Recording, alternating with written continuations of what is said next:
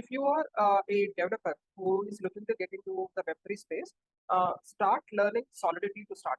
Okay, so Solidity is a language where you can actually write smart contracts and deploy on Ethereum virtual machines, EVM machines.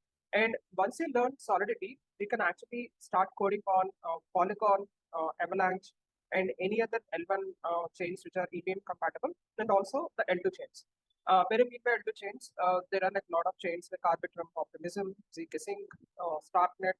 Starknet uses a different programming language, but you can actually code on zkSync, which is one of the very famous L2 chain that is actually shaping up. Okay, so most of the developers or most of the folks do ask us, okay, hey, what are the prerequisites for us actually? Can we start learning Solidity right from scratch, or do we need to have a certain prior coding experience?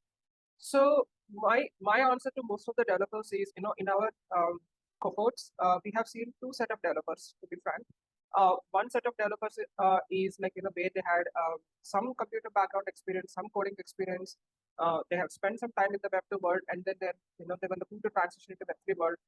So they started learning Solidity and all, and jumped into the Web3 world. Okay, there is other set of developers, who just knows the basic concepts of programming, who did not even work in the Web2 space, and who directly jumped into the Web3 space as well. So uh, the success is equally, proportional between these two buckets. I would say.